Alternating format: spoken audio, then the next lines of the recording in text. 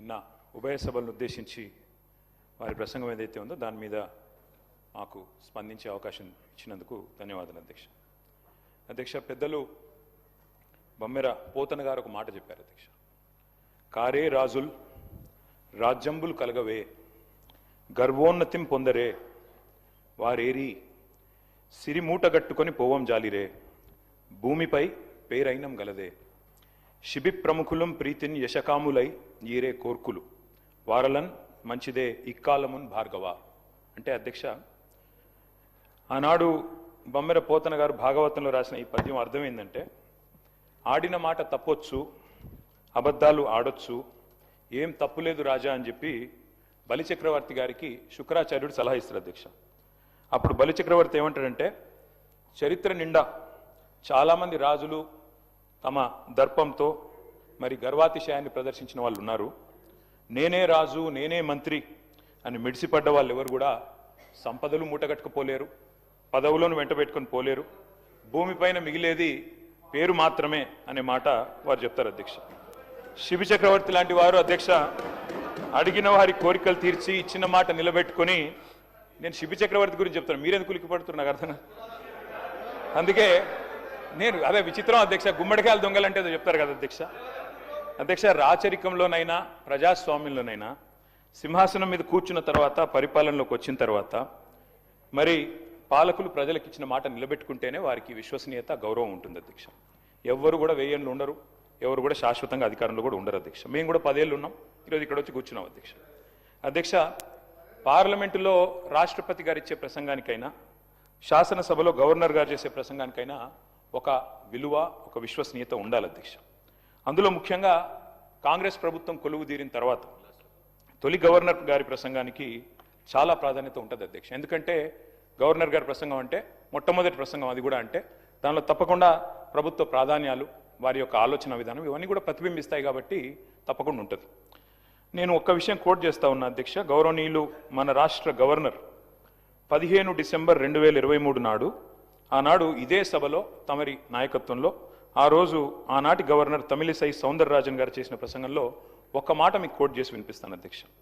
ఆ రోజు గవర్నర్ గారు తొలి ప్రసంగంలో వారు చెప్పింది ఏమంటే, ప్రజా సంక్షేమం కోసం, ఇది గవర్నర్ గారు నేను కోట్ చేస్తున్నాను అధ్యక్ష, 6 గ్యారంటీలు ప్రకటించాం. బాధ్యతలు స్వీకరించిన వెంటనే ఇచ్చిన హామీలు, చెప్పిన మాటకు కట్టుబడి హామీలకు చట్టబద్ధత కల్పించే ఫైలుపై ముఖ్యమంత్రి రేవంత్ రెడ్డి గారు తొలి సంతకం చేయడం ఈ ప్రభుత్వం సంకల్పానికి, చిత్తశుద్ధికి నిదర్శనం. ఇది గవర్నర్ గారు ఆ రోజు 15 డిసెంబర్ 2023 నాడు చెప్పిన మాట అధ్యక్ష. ఇవాళ నేను ప్రభుత్వాన్ని సూటిగా అడుగుతా ఉన్నా అధ్యక్ష, మరి ఏమైంది ఆ సంకల్పం, ఏమైంది ఆ సంతకం, ఎక్కడ పోయింది ఆ చిత్తశుద్ధి? మరి సంతకం పెట్టినని మీరే చెప్తారు ముఖ్యమంత్రి గారు, గవర్నర్ గారు చెప్పారు, ఏదో ఆషామాషి వ్యక్తి కూడా చెప్పలేదు అధ్యక్ష. ఆ తర్వాత అధ్యక్ష 2024 గవర్నర్ ప్రసంగం అయిపోయింది, 25 అయిపోయింది, ఇప్పుడు 26 కూడా నిన్న అయిపోయింది అధ్యక్ష. మరి ఇన్నేళ్ళైనా కూడా సీఎం గారు సంతకం చేసిన ఆ ఫైల్ ఎక్కడ పోయింది అధ్యక్ష? 28 నెలలుగా గడిచిన ఆ ఫైలు ఎక్కడ మాయమైంది? కాకెత్తుకపోయిందా, లేకపోతే FSL అగ్ని ప్రమాదంలో కాలిపోయిందా, లేకపోతే మరి విచిత్రమైన విషయం అధ్యక్ష, ఇది ఒక గవర్నర్ గారు చెప్పిన మాట కాదు, ఇది మీ బాస్ రాహుల్ గాంధీ గారు చెప్పిన మాట. తొలి క్యాబినెట్లోనే 6 గ్యారంటీలకు చట్టబద్ధత కల్పిస్తాం. తొలి క్యాబినెట్, ఇప్పటికి నాకు తెలిసి ఒక 50-60 సమావేశాలు అయినట్టున్నాయి క్యాబినెట్. ఎక్కడ పోయింది అధ్యక్ష మరి తొలి క్యాబినెట్లో 6 గ్యారంటీలకు చట్టబద్ధత అన్నమాట? ఇది కాదు అధ్యక్ష. అధ్యక్ష, క్యాబినెట్ సమావేశాలు ఇన్ని జరిగినాయి, మరి ఫైలు మాయమైంది అధ్యక్ష. ముఖ్యమంత్రి గారు మాయమై సంతకం చేసిన ఫైలు, తొలి సంతకం, అది కూడా ఎక్కడో చాటుకు చేయలేదు అధ్యక్ష, బహిరంగంగా చేశారు, బహిరంగ వేదిక మీద చేశారు. ఎక్కడ పోయింది ఆ ఫైలు? ఇవాళ నేను ప్రభుత్వాన్ని డిమాండ్ చేస్తా ఉన్నా అధ్యక్ష, ఆ మాయమైన ఫైలు ఆచూకీ కోసం స్పెషల్గా ఒక సిట్ ఏర్పాటు చేయాలని చెప్పి నేను డిమాండ్ చేస్తా ఉన్నా అధ్యక్ష. ఎందుకంటే మాట్లాడితే సిట్టు అధ్యక్ష, గవర్నర్ గారిని, అట్లాగే పవిత్ర సభని, అట్లాగే మొత్తం రాష్ట్ర ప్రజల్ని ఇవాళ మోసం చేసి గవర్నర్ గారి ప్రసంగానికి విలువ, విశ్వసనీయత లేకుండా చేశారు అధ్యక్ష. మొదటి ప్రసంగానికి విలువ లేకపోతే మూడో ప్రసంగానికి ఏముంటుంది అధ్యక్ష విలువ? నాకు అర్థం కాదు. ఏం చెప్పారు అధ్యక్ష? నిన్న ముఖ్యమంత్రి గారు మాట్లాడుతున్నారు అధ్యక్ష, బయట ఏమంటున్నారు? 0 వాల్యూ చేశాను ప్రజల ఆస్తుల విలువ కొంతమందిది అని చెప్తున్నారు అధ్యక్ష. ఇవాళ 0 వాల్యూ దేనికి ఉందంటే ఈ రాష్ట్రంలో ముఖ్యమంత్రి గారు చేసిన తొలి సంతకానికి 0 వాల్యూ, ముఖ్యమంత్రి గారు చేసిన సంతకం ఉన్న తొలి ఫైలుకు 0 వాల్యూ, మీ గ్యారంటీ కార్డులకు ప్రజల దృష్టిలో 0 వాల్యూ, మీ డిక్లరేషన్లకు ప్రజల దృష్టిలో 0 వాల్యూ, మూసీలో మీరు ముంచుతున్న ఇళ్లకు కాదు అధ్యక్ష, విశ్వసనీయత కోల్పోయిన మీ ప్రభుత్వానికి ఇవాళ ఈ ప్రజల దృష్టిలో జీరో వాల్యూ ఉందని మాట నేను విజ్ఞప్తి చేస్తా ఉన్నా అధ్యక్ష. అధ్యక్ష ఇదేదో నా కవిత్వం కాదు అధ్యక్ష, ఇదిగో మీ కాంగ్రెస్ పార్టీ ప్రచురించిన బ్రహ్మాండమైన ఫుల్ పేజ్ అడ్వర్టైజ్మెంట్ అధ్యక్ష. 6 గ్యారంటీల మీద ఏం చెప్పారు అధ్యక్ష ఇందులో, నేను చదివినిపిస్తా అధ్యక్ష. ప్రతి కుటుంబానికి ఫస్ట్ ఆఫ్ ఆల్ 100 రోజుల్లో నెరవేరుతుంది ప్రతి గ్యారంటీ. 100 రోజుల్లోనే అధ్యక్ష, అదే సినిమాలకు శతదినోత్సవం చేసినట్టు ప్రభుత్వం వచ్చిన 100 రోజుల్లోనే అన్ని గ్యారంటీలు నెరవేరుస్తాం. ఇంకోటి చెప్పారు అధ్యక్ష ఇందులో గంభీరమైన మాట, కాంగ్రెస్ గ్యారంటీలతో అందే ప్రయోజనాల విలువ 2,50,000 ప్రతి సంవత్సరం ప్రతి కుటుంబానికి. మరి 2.5 ఏళ్ళైంది అధ్యక్ష, ఒక్క కుటుంబం చూపెడతారా ఈ రాష్ట్రంలో? 2.5 లక్షలు అందుకున్న ఒక్క కుటుంబాన్ని చూపెట్టే సత్తా ఈ ప్రభుత్వానికి ఉందా అధ్యక్ష? ఇది మీ ప్రకటన, నాది కాదు. మీ పార్టీ ఆ రోజు ఇచ్చిన ప్రకటన 2,50,000 రూపాయలు ప్రతి సంవత్సరం ప్రతి కుటుంబానికి అని మీరిచ్చిన మాటకు విలువ ఉందా? అందుకే అంటా ఉన్నా అధ్యక్ష. అని మరి 2.5 లక్షలు అంటే 2.5 ఏళ్ళకి ఈ పార్టీకి 6 లక్షల పైసలకు రావాలి, కనీసం 2.5 వచ్చిందని నేను అడుగుతా ఉన్నా అధ్యక్ష. అధ్యక్ష నేను అనుకున్నాను మరి గవర్నర్ గారి ప్రసంగం ఈ 28 మాసాల ప్రభుత్వ వైఫల్యాలు సాకల్యాలు అన్నిటిని కూడా మరి యథార్థంగా సమీక్ష చేస్తారేమో, ఏమైనా చెప్తారేమో, ఏమైనా చిన్న చిన్న పొరపాట్లు ఎందుకంటే ప్రభుత్వం వచ్చినాక జరుగుతాయి, సర్దుకుంటారేమో, ఆత్మవిమర్శ చేసుకుంటారేమో, ఫలానా పొరపాటు జరిగింది కాదు భవిష్యత్తులో సవరించుకుంటామని చెప్తారేమో అనుకున్నాం అధ్యక్ష. అందులో ఏమీ లేదు. ఇప్పుడు చెప్పారు, ఇప్పుడే మా సభ్యుడు మాట్లాడుతూ చెప్పారు అధ్యక్ష, ఇంతకంటే దారుణం ఉండదు. 10 ఏళ్లలో మీరు ఒక్క రేషన్ కార్డు ఇవ్వలేదని చెప్తారు అధ్యక్ష వీళ్ళు. అధ్యక్ష ఇదే సభలో నేను కాదు అధ్యక్ష చెప్పేది, కాదు 10 ఏళ్లలో నేను చెప్పలేదు, మీ civil supplies minister Uttam Kumar Reddy గారు ఇదే సభలో చెప్పారు అధ్యక్ష. 6.5 లక్షల కార్డులు 2014 నుంచి 2023 వరకు ఇచ్చినాము అనే మాట నేను చెప్పలేదు, మీ ఉత్తమ్ కుమార్ రెడ్డి గారు చెప్పారు. మరి మీరు మీ ఉత్తమ్ కుమార్ రెడ్డి గారితో మీ సివిల్ సప్లైస్ మినిస్టర్తో విభేదిస్తున్నారా? నాకైతే తెలియదు అధ్యక్ష. మీరు కూడా దయచేసి ఇట్లాంటి కరెక్ట్ చేయాలి అధ్యక్ష. సభలో మంత్రులు చెప్పిన మాటలకే విలువ లేకపోతే, గౌరవ అధికార పార్టీ సభ్యులు మంత్రుల మాటలకు కూడా విలువ లేకుండా మాట్లాడుతుంటే, అబద్ధాలను పదే వల్ల వేస్తే ఎవరికి లాభం అధ్యక్ష? దానివల్ల వారు కూడా నోట్ చేసుకోవాలని నేను గుర్తు చేస్తా ఉన్నా అధ్యక్ష. ఎట్లాగూ సభ బయట ప్రతిరోజు చేసేది పరనింద ఆత్మస్థుతి, కనీసం ఇక్కడైనా వాస్తవాలు చెప్పాలి కదా అధ్యక్ష రాష్ట్ర ప్రజలకి. అధ్యక్ష కాళోజీ నారాయణరావు గారు మాట అన్నారు, ఇది నా గొడవ కాదు నీ గొడవరా అన్నాడు అధ్యక్ష. ఇప్పుడు నేను అడిగేది కూడా నా ప్రశ్నలు కాదు అధ్యక్ష, రాష్ట్ర ప్రజల తరపున అడుగుతా ఉన్నాం అధ్యక్ష. అధ్యక్ష ఇంకొక మాట చెప్పాలి అధ్యక్ష ఈ సందర్భంగా, 2.5 ఏళ్ళైంది ప్రభుత్వం వచ్చి. జార్జ్ ఆర్వెల్ అని ఒక పెద్ద ఆయన ఉన్నాడు అధ్యక్ష, ఆయన అన్నమాట, in a time of deceit telling the truth it self is a revolutionary act. అంటే అధ్యక్ష మోసాల కాలంలో నిజం చెప్పడమే అతి గొప్ప విప్లవం అన్నాడు అధ్యక్ష ఆయన. ఇవాళ ఆ పరిస్థితి వచ్చింది రాష్ట్రంలో.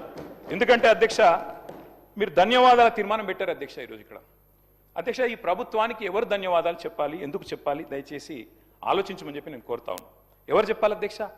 6 గ్యారంటీలు గౌరవనీయులు డిప్యూటీ సీఎం గారు ఆనాడు సిఎల్పి లీడర్ అధ్యక్ష, వారు చెప్పారు అధ్యక్ష చాలా అద్భుతంగా, ఈ గ్యారంటీ కార్డులు భద్రపరచుకోండి, 100 రోజులు జాగ్రత్త పెట్టుకోండి, 100 రోజులు బీరువాలు పెట్టుకోండి, 100 రోజుల తర్వాత కాంగ్రెస్ ప్రభుత్వం వచ్చిన తర్వాత బ్రహ్మాండంగా మరి ప్రతి గ్యారంటీ నెరవేర్చే బాధ్యత మాది. ఇది బట్టి విక్రమార్క గారు చెప్పిన మాట అధ్యక్ష, నాది కాదు. నేను అడుగుతా ఉన్నా అధ్యక్ష, ఎవరు చెప్పాలి ఇవాళ 6 గ్యారంటీలు ఎక్కడ పెట్టుకోవాలి, ఎక్కడ దాచిపెట్టాలి, ఇంకా 100 రోజుల తర్వాత కూడా ఇంకేం చేయాలి, దయచేసి ఆలోచించాలి అధ్యక్ష. అధ్యక్ష ఇవాళ ఈ ప్రభుత్వానికి ఎవరు ధన్యవాదాలు చెప్పాలి? 4,000 పెన్షన్ కోసం ఎదురు చూసి విసిగి వేశారిన 46 లక్షల మంది ధన్యవాదాలు చెప్పాలా? లేదా 6,000 పెన్షన్ కోసం అలసిపోయిన 100 రోజుల్లో ఇస్తామని చెప్పి అలసిపోయిన 5 లక్షల మంది దివ్యాంగులు ధన్యవాదాలు చెప్పాలా? యూరియా బస్తాల కోసం లాఠీ దెబ్బలు తింటున్న 72 లక్షల మంది రైతులు ధన్యవాదాలు చెప్పాలా? లేదా నెలకు 2,500 ఇస్తామని చెప్పి 1,68,00,000 మంది ఆడబిడ్డలకు మీరు ఏదైతే వాగ్దానం ఇచ్చారో మరి వారు ధన్యవాదాలు చెప్పారా? ఎవరు చెప్పాలి అధ్యక్ష? 4,000 నిరుద్యోగ భృతి అన్నారు, 2 లక్షల ఉద్యోగాలు మొదటి సంవత్సరంలో ఇస్తామన్నారు, మరి ఆ నిరుద్యోగ సోదరులు ధన్యవాదాలు చెప్పాలా? డిఏలు రాక, పిఆర్సీ లేక, బెనిఫిట్స్ అందక నరక యాతన పడుతున్న 10 లక్షల మంది ఉద్యోగులు, పెన్షన్దారులు, అవుట్ సోర్సింగ్ వర్కర్లు, వారు ధన్యవాదాలు చెప్పాలా? విషాహారంతో చస్తూ పురుగుల అన్నం తింటున్న లక్షలాది మంది విద్యార్థులు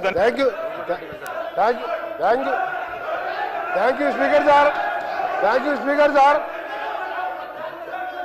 తప్పకుండా మా గౌరవ సోదర శాసనసభ్యులు మా ప్రభుత్వానికి ధన్యవాదాలు చెప్పాలి. మీరు 10 ఏళ్ళు ఒక్క తెల్ల రేషన్ కార్డు ఇయ్యేందుకు మేము తెల్ల రేషన్ కార్డు ఇచ్చి సన్న బియ్యం ఇస్తున్నందుకు ఇవాళ 20,000 కోట్లతోని మా ఫైనాన్స్ మినిస్టర్ గారు ఇవాళ యంగ్ ఇండియా స్కూల్స్ పేరు మీద కుల మతాలకు అతీతంగా ఒక యంగ్ ఇండియా ఇంటర్నేషనల్ మోడల్లో ఇవాళ స్కూళ్ళు కట్టి సగం స్కూల్ పూర్తిగా వస్తున్నందుకు ఇవాళ ఆర్టీసీలో 278 కోట్ల మంది 11,000 కోట్ల రూపాయలు ఇవాళ ఆర్టీసీకి చెల్లించి ఉచితంగా మా అక్కా చెల్లెలు బడికి పోయినా గుడికి పోయినా అమ్మగారింటికి పోయినా ఉచితంగా పోతున్నందుకు ఇంకా ఈరోజు మీరు గ్రామాలలో చూడండి ఏ గ్రామానికి వెళ్ళా 30-40 ఇందిరమ్మ ఇల్లు కడుతున్నందుకు తప్పకుండా మీరు ధన్యవాదాలు చెప్పాలి. మీరు ఇంకొక విషయం మీకు ఏం చెప్పాలి ధన్యవాదాలు? దళితుని ముఖ్యమంత్రి చేసిన ధన్యవాదాలు చెప్పాలా? 2 బెడ్రూమ్ ఇల్లు ఇచ్చిన ధన్యవాదాలు చెప్పాలా? మేము ఒక్కటే చెప్తున్నాం కేటీఆర్ గారికి మేము చేసిన కార్యక్రమాలు చెప్పండి, మేము చేసిన మంచి కార్యక్రమాలు చెప్పండి. మీరు చేయవలసిన మేము చెప్తున్నాం. మేము స్పీకర్ సార్ మీరు ఒక నిమిషం వినండి. మీరు ఓపిక తెచ్చుకోండి. మీరు కొద్దిగా ఓపికతోని వినండి. మీరు గౌరవ కేటీఆర్ గారు శాసనలో వాళ్ళు ఇంటున్నారు. మీరు ఓపిక తెచ్చుకోండి. మేము కొన్ని చేసినాం, కొన్ని కార్యక్రమాలు చేసినాం. మొదటగా పేదవాళ్ళకు సంబంధించిన కార్యక్రమాలు చేసుకుంటూ అప్పుల బారిన పడ్డ ఈ రాష్ట్రాన్ని గాడిలో పెట్టుకుంటూ ఒక్కొక్క కార్యక్రమాలు చేస్తూ మీరు మొదలుపెట్టి రిజర్వాయర్ కట్టిండు, ల్యాండ్ ఎక్విజిషన్ లేదు, ప్రాజెక్ట్ లేవు, నీళ్లు లేవు, లక్షల కోట్లు అప్పు చేసిండు. అవన్నీ కూడా సెట్ చేసుకుంటూ ఈ 2.5 సంవత్సరాల్లో 3,25,000 కోట్ల అప్పులు మీరు చేసిన దాన్ని బాకీలు కట్టి ఓ రాష్ట్రాన్ని గాడిలో పెడుతున్న సందర్భంలో తప్పకుండా మీరు ధన్యవాదాలు చెప్పాలి. ప్రజలను మోసం చేసేందుకు మీరు క్షమాపణ చెప్పాలి. మీరు కేటీ రామారావు గారు సార్ ఇవ్వండి సార్, మా శ్రీనివాస్ యాదవ్ గారికి ఇవ్వండి. రామారావు గారు మీరు మాట్లాడండి సార్. మా డిప్యూటీ ఫ్లోర్ లీడర్ వారు సీనియర్ నాయకుడు మాజీ మంత్రి, ఇవ్వండి సార్ వారికి అవకాశం. సార్ 94 నుంచి వారు మినిస్టర్ సార్, వారికి అవకాశం ఇవ్వండి. కేటీ రామారావు గారు మీరు మాట్లాడండి ప్లీజ్. కరెక్ట్ కాదు కదా సార్. మీరు మాట్లాడండి. స్పీకర్ సార్ ఇస్తాను, మీ తర్వాత ఇస్తాను సార్. మాజీ మంత్రి, బలహీన వర్గాల నాయకుడు, హైదరాబాద్ లో పెద్ద నాయకుడు, మీరు ఈ రకంగా దయచేసి వారిని అవమానించకండి. దయచేసి వారికి మైక్ ఇవ్వండి సార్. మంత్రులకు ఎప్పుడు అడిగితే అప్పుడు ఇస్తున్నారు, వారికి సంబంధం కూడా లేదు, ఆయనకి ఇచ్చేసినారు. మా నాయకుడు అడుగుతున్నాడు, ఇవ్వండి సార్. మా డిప్యూటీ లీడర్ గారు అడుగుతున్నారు, ఇవ్వండి సార్.